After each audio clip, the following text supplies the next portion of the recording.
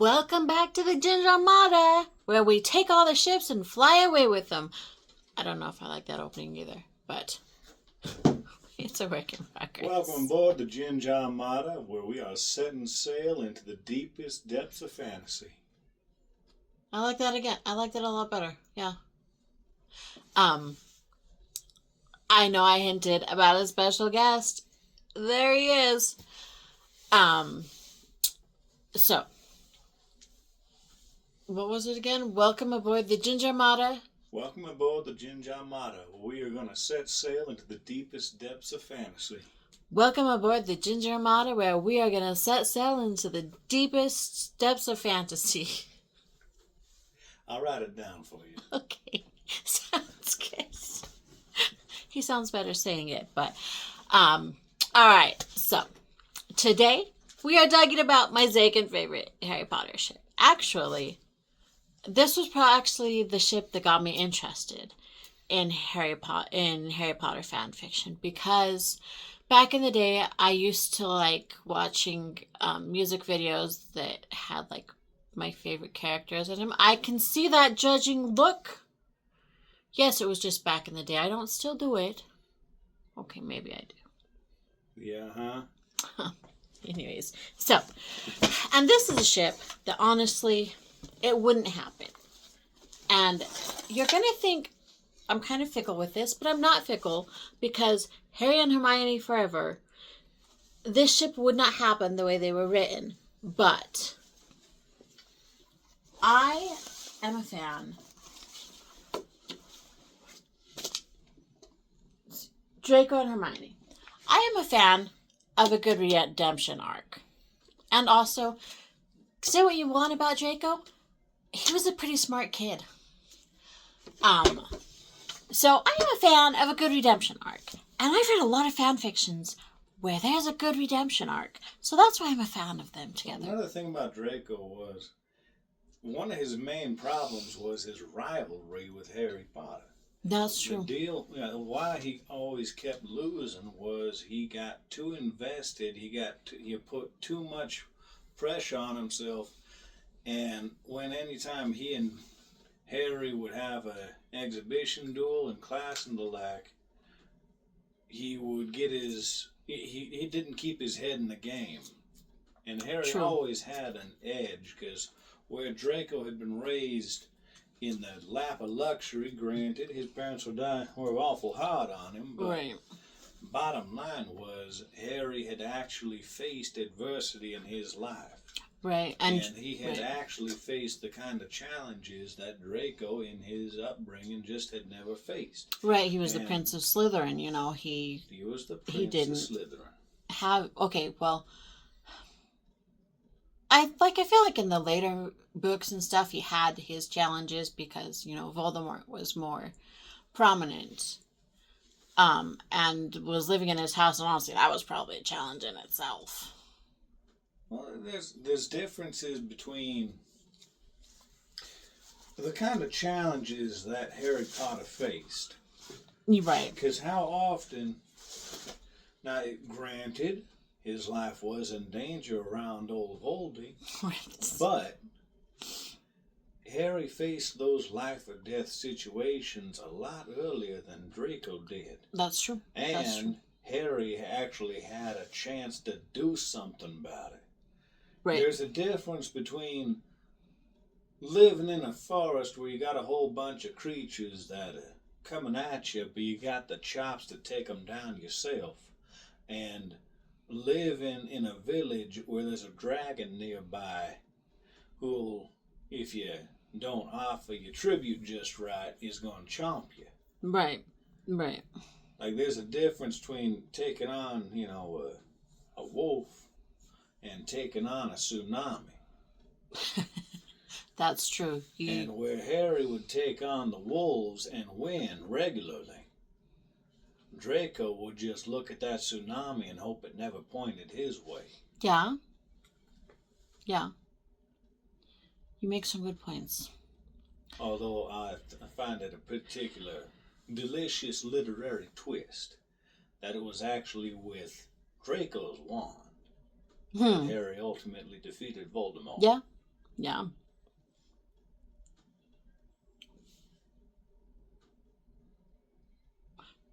I was just thinking, no, that's right, because he didn't use the Elder Wand.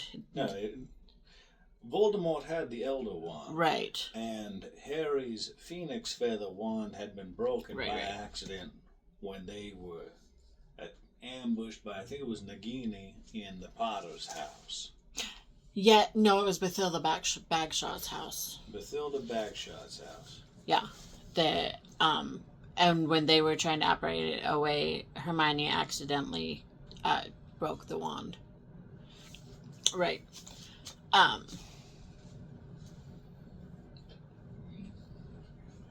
don't know where we were going with that. Where were we going with that? Oh, just it was a fun little detail, I thought, because... Oh, right.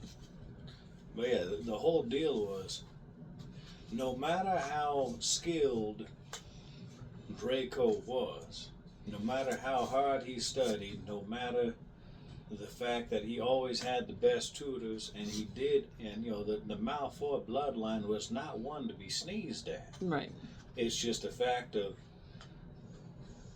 the thing about the Malfoys was they were never the main character, but if you had a Malfoy on your side, that weighed very heavily towards your success. Yeah, yeah.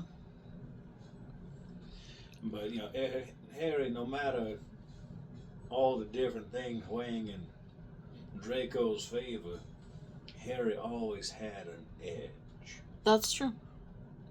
Harry had seen failure. You cannot tell me that growing up in the Dursleys' household, the way Harry had would be nothing but one big old line of humiliating failure. Harry knew failure, but Harry also knew well-earned success. Yeah. And this ended up giving Harry the edge to always come out on top, no matter how much Draco strove, no matter how competently Draco railed against Harry. Harry had the edge to succeed. This is true. Which is why Harry and Hermione should have gotten together. Because they just should have. Yeah. You're fangirling all over the place over there. I do. But also, if Draco had been raised a different way, well, no, it's more like... It's more a fact of if Harry wasn't in the way. True. Draco and Hermione would have been the chief rivals. Like all things lined up in a way that if Harry hadn't been there, the chief rivalry of Hogwarts would have been Draco and Hermione. Yeah. But I've read a bunch of fan fictions where Draco got, after the war and everything, he realized that pure blood was not best. And I've also read fan fictions where they met when they were young, and so they were able to start a relationship that way because he was raised a different way. I don't know which ones I like better, honestly. The thought of them meeting when they were really young and starting a relationship, or no, I don't know. I'm really a fan of the redemption arc. I am. Well, after the war, actually at the final battle of Hogwarts, Draco and his parents straight up turned their back on the whole deal and just walked away. Didn't even join the fight. They just all three walked away. Honestly, that was the only way the three of them could, thematically win. That was the only thing they could do, because just that much was the best thing those three could have done. Right. Because they would have been fighting against everyone they cared about on the side of everyone who would not trust them. This is true. Honestly, this might just be me jonesing for that redemption arc, but I feel like Draco, even if his parents hadn't been there, he might have still gone over with Harry. Yeah. I feel like he was leaning that way.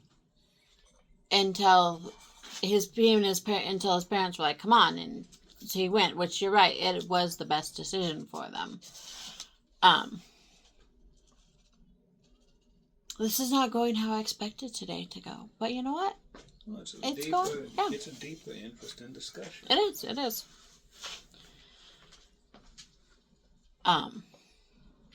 So I guess this is really more about Draco's redemption arc than shipping. Hermione. Well, it's more okay. So the whole deal with Hermione is she is a very balanced intellect. Yeah. Like straight up, there she was raised for the first 11 years of her life in the Muggle world, and all of a sudden you're a witch, Hermione, and right. Then everything's flipped all upside and topsy-turvy, and everything she ever understood was not a lie, but there was so much more to it. And then she goes and she throws that same academic competence at learning magic. And so, all along, Hermione, her upbringing, her life, was bringing her to be a pretty balanced individual. Yeah. And it would actually absolutely be if the ship were to work, if the romance between Draco and Hermione were to happen. It would be Hermione observing the growth of Draco. Right. And seeing a potential there that is growing. And,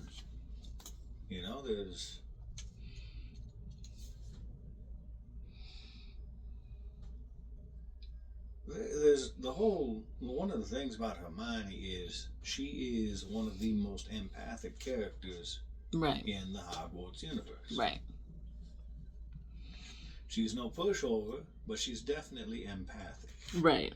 And there she would see Draco with this fledgling morality that was somehow born in spite of his upbringing. Right. And in whatever hand she'd wind up having in fostering that. Like, say you would have Draco and Hermione working as researchers on the subject of magic and magical creatures. Okay. They'd absolutely be keeping up with each other. Yes. And they'd absolutely be the best people for the job. Hermione would be very good at that skill, and yes, Draco would be too, because it put his intelligence to use for something other than evil, and you have a formidable pair. But he wasn't even actually evil. He was just true. He was following in the footsteps that were expected of him, but all the while he just. Well, he'd been brought up and brainwashed his whole life in order thinking that this was good. So no, it really wasn't his fault. It was his parents' fault and the other people who had a hand in. Yeah, it was a case of nurture, not nature. Right. I was going to say something else. I don't remember what I was going to say. Well, we brought up the angle of both of them being associate researchers working on noodling out the deeper reaches of magic and such. Right. And that would have them communicating on a subject in a pathway that would abandon most everything else, because the whole mud, blood, pure blood thing don't weigh at all when you're talking about magical creatures, when you're talking about the inner workings of magic. Right. Because magic don't care. Quite obviously, magic don't care about your bloodline.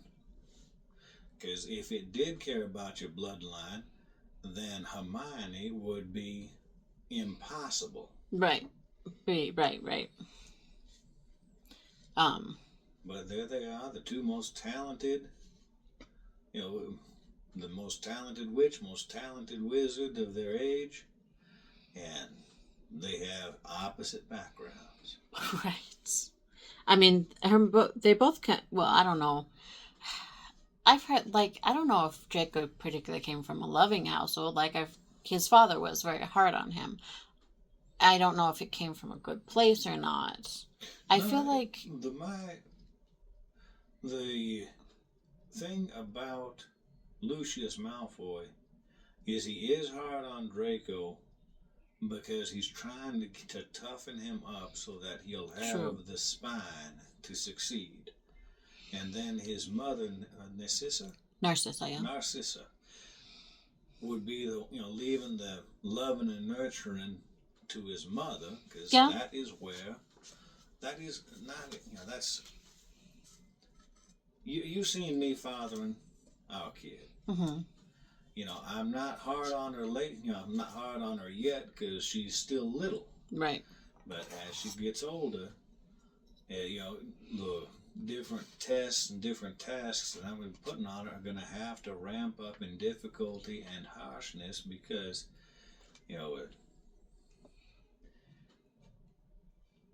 a person needs to have spine to succeed. I know, but if you start parenting like Lucius Malfoy, we're going to have a problem. No.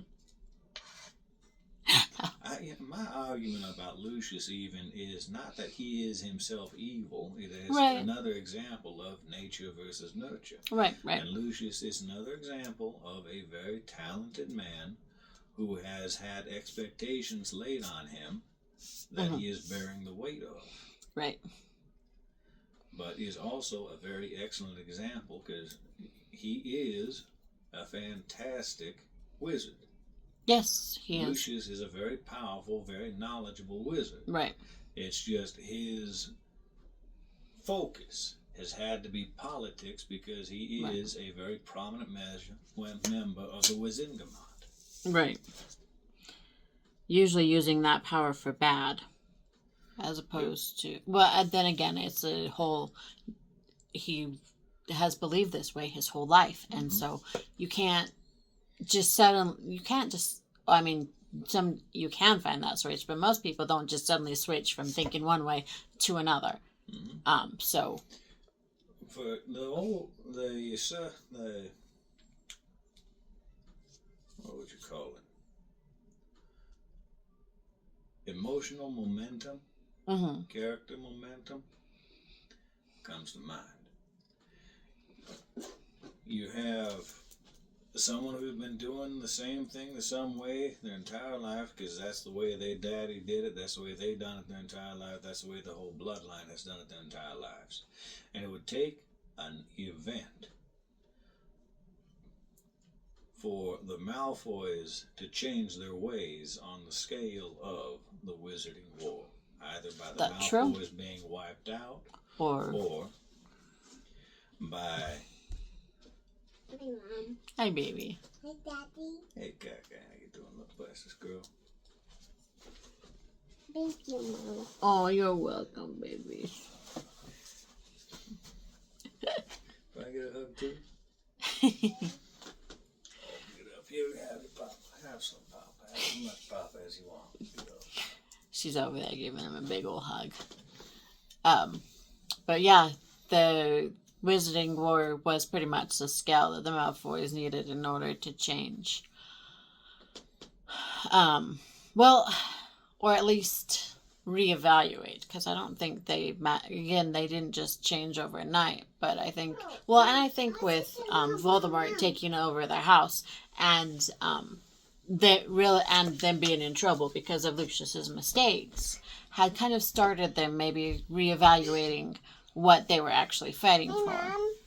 And that was why they were able to leave at the end, I think, because if Lucius hadn't been in trouble for his mistakes, then nothing would have happened. What are you doing?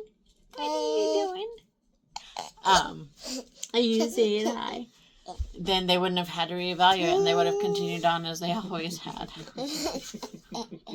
That will have to be blurred out, but it was adorable.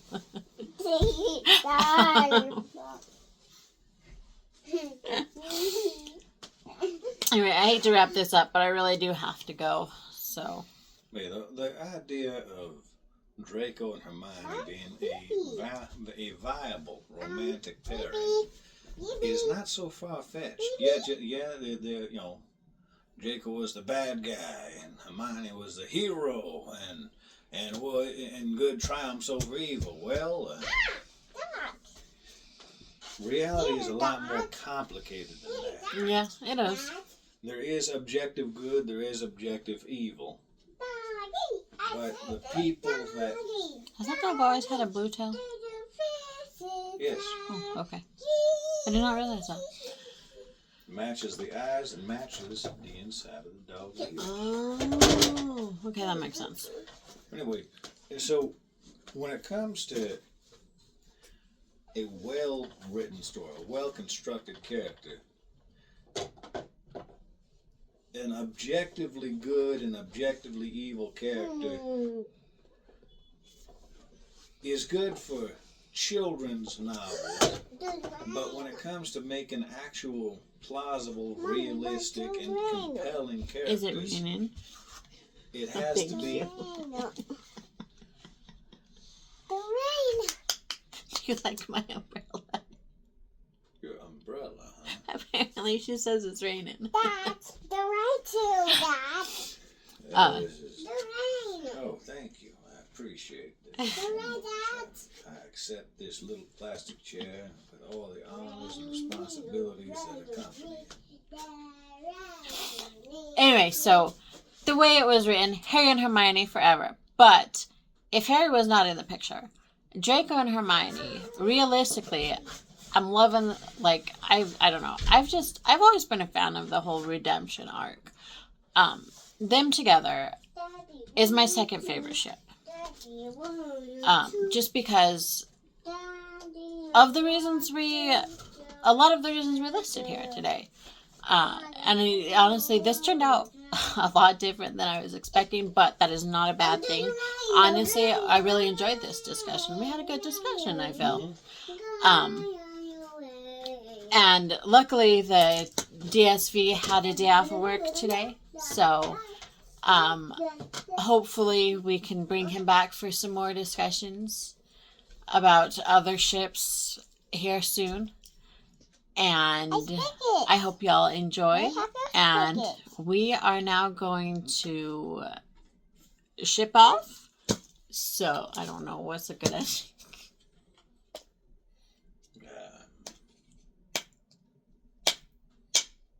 Listen, ma'am, you woke me up from my nap. I did. I made him. be firing on a lot of cylinders, but not all of them are going right now. I really did. I told him I have an errand that I have to run.